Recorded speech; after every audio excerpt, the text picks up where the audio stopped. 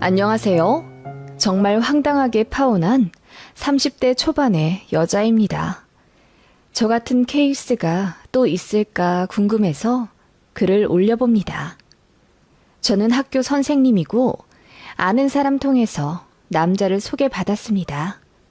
돼지고기 가공하는 공장의 아들이라고 했고 굉장히 성실하고 착하다는 말에 소개팅을 받았어요.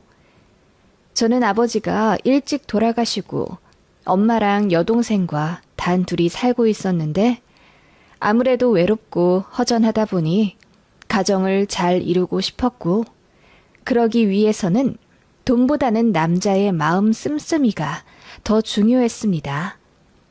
제가 학교 선생님이라 금전적으로 안정적이기도 했고요. 그 남자를 만나러 호텔 레스토랑으로 갔는데 저를 보자마자 한눈에 반했다며 얼굴이 발그레해지더군요. 그러면서 자기 어필을 막 했습니다. 모 지역에서 돼지고기 가공하는 공장을 운영하는 집안의 아들이라며 작년 연매출이 40억이라고 하더군요. 친인척들이랑 하다 보니 손에 들어오는 순수익도 많다면서요. 본인은 회사원인데 머지않아 정리하고 아버지 회사로 들어갈 거라고 하더군요.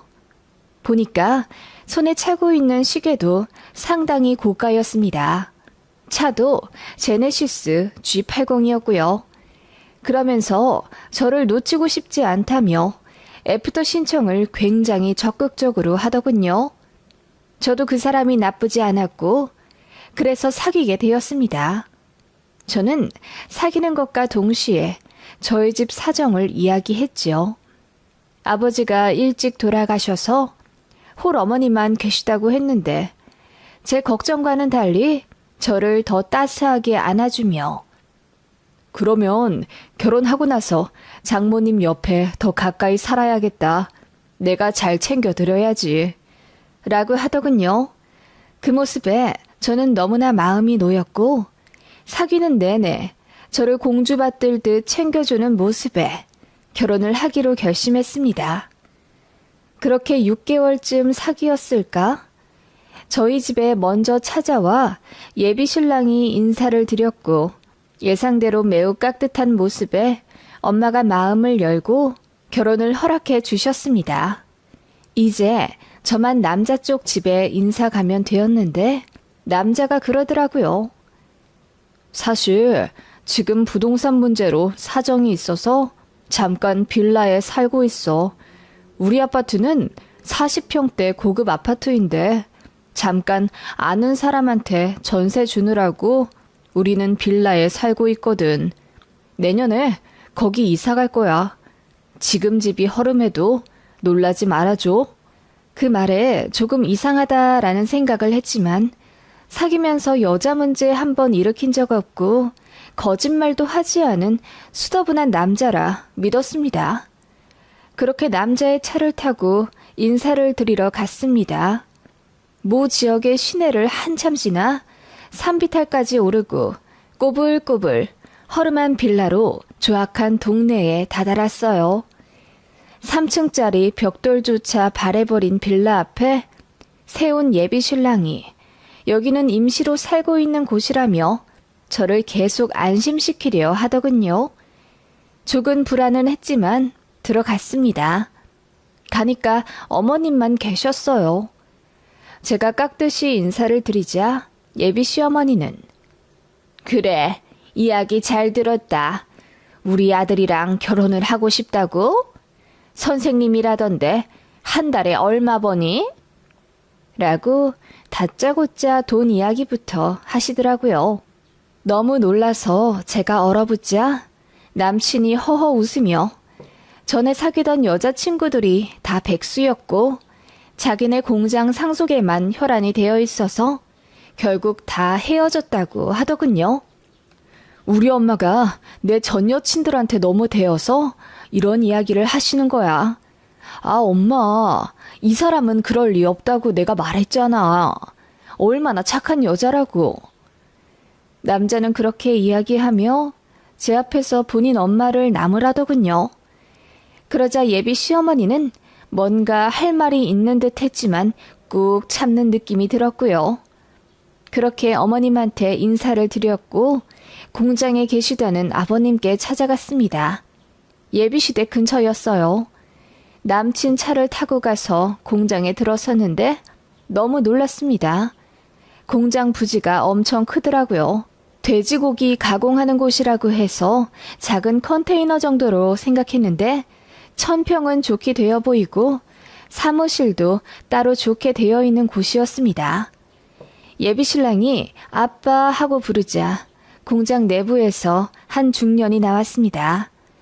그분은 저를 보자마자 환하게 웃으며 네가 우리 며느리 될 아이구나. 와주어서 고맙구나. 라고 맞아주셨죠. 그렇게 사무실에 들어갔고 예비 시부는 자연스럽게 저에게 커피를 타주겠다며 탕비실로 가시더라고요. 그리고 대표 자리 앞에 있는 소파에 앉으라며 안내해 주셨습니다. 제가 회사 운영하기 힘드시지 않냐고 하니 뭔가 당황스러운 듯 웃으시더라고요. 더는 말씀을 안 하셨고 예비 신랑도 자기 아빠가 말씀이 많이 없는 분이라며 저더러 이해하라고 하더군요. 무언가 못 믿어온 부분이 많았지만 대표 자리에 있는 명패도 예비 시부 이름이었고 또 예비 시부도 자연스럽게 대표 자리에 가서 핸드폰을 충전하는 등 명백한 공장 사장 같은 모습을 보였기에 더 의심하진 않았습니다. 어쨌든 양가 허락을 받긴 받은 거죠. 그렇게 결혼을 본격적으로 준비하려 하는데 예비 신랑이 본인은 현금을 갖고 있는 게 없고 부모님으로부터 아파트를 한 채 물려받은 게 있으니 거기서 신혼생활을 하는 게 어떻냐고 하더군요. 그런데 그곳이 제가 근무하는 곳에서 굉장히 많이 떨어진 지역이었습니다. 차로 1시간 30분 정도라면 출퇴근을 생각해 볼 수도 있지만 2시간도 넘게 떨어진 곳이라 제가 그건 안 될 것 같다고 했죠. 그랬더니 지금 팔면 너무 손해라며 난감해 하더라고요. 그래서 대출을 먼저 받고 제가 가진 돈을 합쳐서 신혼집을 마련하면 되지 않겠냐고 하니 자기는 보수적이라 대출을 안 받는다고 하더군요. 자기네 집이 승승장구하게 된 이유도 대출 하나 없이 올 현금으로 이뤄내서 그런 거라며 입에 침이 튀도록 설명을 하더군요. 여하튼 예비 신랑은 대출은 못 받겠고 일단 제가 가진 돈으로 신혼집을 전세로라도 마련해서 들어가 보자고 하더군요. 자기가 가전 가구는 다 해올 것이고 결혼하고 나면 자기가 가진 아파트 명의를 저한테 돌려주겠다는 약속도 하더라고요. 그 아파트는 시세 12억짜리였습니다. 저는 현금으로 2억 있었고 소나타 한 대가 있었어요. 게다가 결혼하면 엄마가 돈을 2천만 원 해주신다고 했고요. 그런데 제 돈으로 전세 계약을 하면 굳이 엄마에게 그 돈을 받을 이유가 없어 보였습니다. 그래서 예비 신랑에게도 친정 지원을 없앨 거라고 했더니 뭔가 아쉬워하는 느낌이었습니다. 그때부터 조금씩 뭔가 이 결혼에 대한 찝찝함이 들기 시작했던 것 같아요. 남자는 너무 괜찮고 저를 많이 사랑해주긴 하는데 금전적으로 뭐 하나 딱 부러지게 확실한 게 없으니 짜증도 났고요. 제 마음을 꿰뚫기라도 하듯 남자가 갑자기 저에게 차를 바꾸자고 하더군요. 작년에 산 제네시스를 제가 타게 해주겠다며 결혼하면 아예 바꿔 타자고 하더라고요. 그리고 저에게 300만 원 상당의 시계도 사주었습니다. 당장 현금 융통할 방법이 없어서 미안하다며 눈물까지 흘렸어요. 그런 모습에 저도 무언가 홀린 것 같긴 합니다. 이제와 반성하고 제가 왜 그랬는지 이해가 안 가네요. 그때는 아마도 주변에서 다들 제가 결혼한다는 걸 알고 있었고 엄마도 제 예비 신랑을 많이 좋아했었기 때문에 뭔가 더 상황이 나빠지면 안 된다는 이상한 강박 같은 게 저를 옥죄었던 것 같습니다. 예비신랑은 저에게 끊임없이 신뢰를 주기 위해 많이 노력했고, 저도 그런 모습에 다시 그 사람을 믿고 잘 살아보자고 스스로를 다독이며 결혼을 진행해 갔습니다. 예식장을 계약했고, 스드메도 열심히 알아보러 다녔습니다. 그리고 아파트도 계약했죠. 제 학교와 예비신랑 직장 가운데쯤으로 정해 제 돈으로 전세를 계약했습니다. 그쯤 제 생각은 어차피 저는 본가를 떠나 독립을 할 생각이었고, 만약 남자와 파혼을 하거나 이혼을 하게 돼도 제가 살 곳이라 생각했습니다. 물론 예비신랑은 제 생각에 대해 전혀 모르고 있었죠. 여튼 그렇게 신혼집이 일단 정해지고 나니 아내들의 가전가구가 고민이 되었습니다. 예비신랑이 알아서 다 들여놓겠다고 하더군요. 그런데 너무 어이없는 일이 벌어지게 되었습니다. 가전가구 보러 가자고 하니 이 핑계 저 핑계 대며 못 간다고 하더니 어느 날 저에게 통보식으로 우리 엄마가 가전가구 다 해주신대. 자기는 신경 쓸 거 없어. 라고 하더군요. 그게 무슨 말이야. 우리가 살 집인데 가전가구는 우리가 고민해서 골라야지. 침대는 어떤 사이즈로 살 거고 TV는 무슨 사이즈로 살 건지 상의도 안 했잖아. 그런 게 무슨 의미가 있어. 어차피 우리 둘이 같이 있으면 뭐든 안 좋겠어? 예비신랑은 희한한 궤변을 드러놓으며 시어머니가 되실 자기 어머니가 너무나 기뻐하며 벌써 가전가구 계약을 하러 신나게 다닌다고 하더라고요. 어이가 없었습니다. 그러자 남자가 저보고 표정이 왜 그러냐며 설마 요즘 여자들처럼 시댁에 이유 없이 반감 가지는 된장녀냐고 하더군요. 제가 무슨 말을 그렇게 하냐고 하니 자기가 더 삐지더라고요. 저는 아무리 생각해도 이건 아니다. 우리 가전 가구인데 우리가 사야지 어떻게 어머님한테 맡길 수가 있냐고 따져 물었더니 그제야 말하기를 나중에 내 명의로 갖고 있는 그 아파트를 팔고 싶으면 엄마가 시키는 대로 해야 한대. 자기도 알잖아. 그 아파트 지금 시세 12억인 거. 라고 하더군요. 예비시모는 그 아파트 값을 빌미 삼아 저에게 시자짓을 하려는 듯 보였습니다. 그래도 예비시모가 고른 가구가 다행히 괜찮긴 하더라고요. 좀 어이가 없었지만 예비시모가 이미 가구를 다 계약해놨다며 배송만 하면 된다고 다그치기에 할 수 없이 집 주소를 알려드렸습니다. 그렇게 가구가 먼저 들어오기로 했고 제가 가서 보려고 했는데 일이 생겨서 못 가게 되었습니다. 그래서 예비 신랑에게 도어락 비밀번호를 알려주었죠. 그렇게 침대와 장롱 등을 먼저 넣었고 TV와 냉장고 등의 가전은 무조건 제가 고르기로 했습니다. 그것만은 양보하기 싫어서 저도 세게 나오니 예비 신랑과 예비 시모도 알겠다고 하더군요. 그렇게 제가 가전을 골랐고 돈은 나중에 예비 신랑이 준다기에 제 카드로 긁었습니다. 그리고 제 신혼집에 배송되기로 한 날, 그날은 제가 들어가 확인해야 했기에 퇴근하자마자 쏜살같이 달려갔습니다. 배송기사가 도착하기 전에 무사히 아파트에 왔고 저는 도어락 비번을 눌렀습니다. 그런데 상상도 못할 일이 그때 벌어지고 만 것입니다. 아무도 없을 거라고 생각했던, 아니 아무도 없어야 할 집에 웬 신발이 놓여져 있더군요. 소름이 돋아서 나가려고 하는 찰나 갑자기 안에서 세아가 반갑다 하는 소리가 들리는 겁니다. 소스라치게 놀라 고개를 들어보니 예비 시무가 환하게 웃으며 저를 맞아주고 있었습니다. 오늘 TV랑 냉장고 온다며 내가 미리 와 있었지.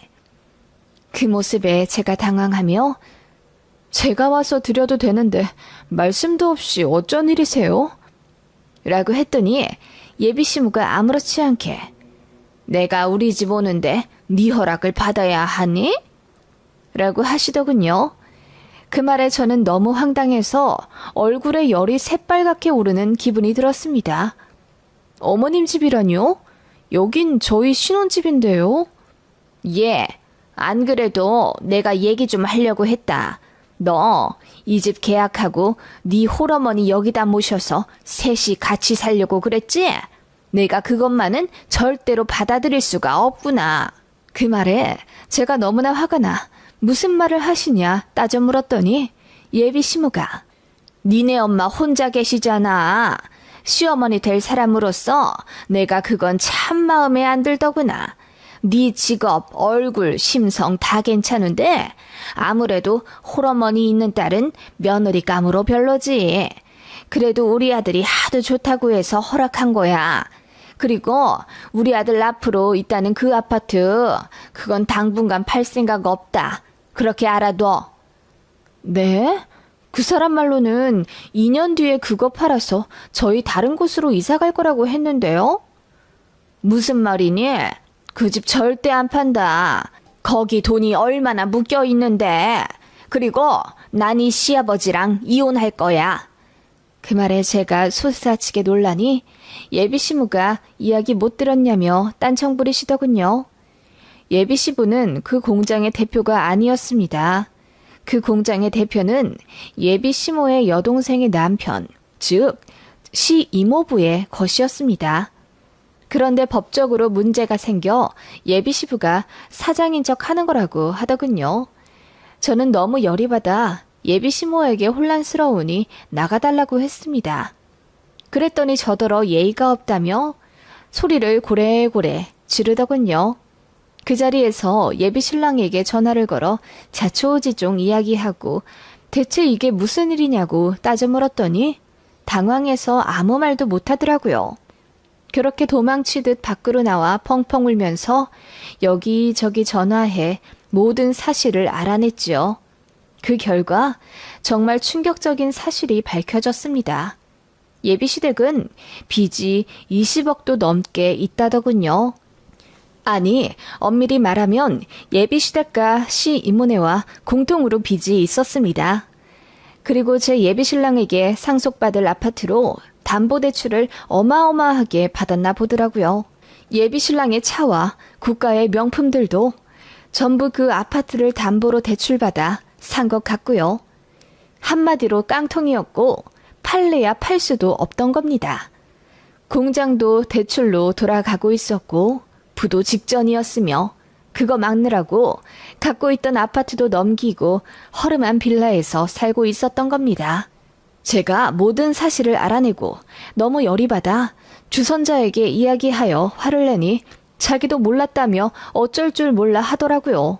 저는 예비 신랑에게 혼인 빙자죄로 고소하겠다고 소리를 질렀습니다. 그랬더니 전에 알던 그 착한 모습은 온데간데 없이 저에게 오히려 소리를 치며 네가 바보같이 속았던 거잖아 라고 하더라고요. 저는 모든 사실을 엄마에게 말씀드렸습니다. 가슴은 찢어질 것 같았지만 저도 제대로 속았다는 생각에 분해서 어쩔 줄을 모르겠더라고요. 엄마도 너무 화가 난다며 외삼촌들을 불렀습니다. 저희 외삼촌들은 씨름과 유도를 오랫동안 했던 운동 선수들이에요. 저도 유전적으로 그러한 체질을 물려받았는지 한등치 하고요. 엄마도 마찬가지입니다. 그렇게 저희 가족은 바로 제 아파트로 쳐들어갔습니다. 뻔뻔하게도 예비 시모가 아직도 안 가고 고상하게 앉아서 차를 쳐 마시더라고요. 저희 엄마가 소리를 치며 사기꾼 같으니라고 어디서 굴러먹다 들어온 게 우리 귀한 딸을 등쳐먹으려 들어? 뭐? 홀 친정엄마가 있어서 결혼을 허락 안 하려고 했다고? 당신 같은 애미는 정상이고 라고 했더니 예비 시무가 얼굴이 시퍼래지며 바로 자기 아들한테 전화를 걸더군요. 10분도 안 되어 예비 신랑이 왔고 상황 파악을 못했는지 마구 날뛰며 결혼할 사이에 치사하게 군다고 난리더군요. 바로 저희 외삼촌들이 제 앞 들어갔습니다. 조카가 결혼을 빙자로 농락당했다는 사실에 더 열받은 외삼촌들은 제 예비 신랑을 용서하지 않았죠. 팔이고 다리고 머리고 흠씬 두들겨 패주었고 그런 아들을 맡겠다고 예비 시모가 울면서 달려들자 저희 엄마가 바로 밀어버렸습니다. 그렇게 나자빠진 예비 시모를 저희 엄마가 축구공 차듯이 날려버렸습니다. 그야말로 난장판이었죠. 처음엔 저희에게 맞고 나서 고소를 하겠다느니 뭐니 울면서 뭐라 했지만 저희 엄마가 손 한번 들어올리니 깨갱하더군요. 결국 그 사기꾼 같은 모자는 다신 제 앞에 나타나지 않겠다는 각서를 쓰고 코피 철철 흘리며 새벽에 택시 타고 도망갔습니다. 저는 그걸로는 부족하다고 생각하여 예비신랑, 아니 전 남친의 회사에 전화를 걸어 막무가내로 이 사람 저 사람과 통화해 제가 겪은 일을 모두 말했습니다. 소문 내달라고 부탁도 했고요. 결국 그 인간 한 달도 안 돼요. 무슨 일인지 잘렸다더군요. 그렇게 참으로 어이없게 파혼했습니다. 저도 나이가 많다는 이유로 또 가정을 빨리 꾸리고 싶다는 이유로 하나만 보고 둘은 보지 않았던 어리석음을 가슴 깊이 반성했습니다. 믿고 싶은 것만 믿었던 제 불찰이라고 생각합니다. 저도 나름대로 똑 부러진다고 소리 들었는데 결혼 앞두고 정말 사람이 뭐에 씌이긴 하나 보네요. 그래도 너무 늦지 않게 파혼해서 다행이라고 생각합니다. 그리고 그렇게라도 패주고 끝내서 속이 시원하고요. 그 집은 찜찜하여 바로 다른 이에게 전전세 주었습니다. 전 예비시무가 넣은 가구는 다 팔았고요. 정말 황당하지 않나요? 어떻게 이런 일이 다 있는지 어이가 없을 뿐입니다.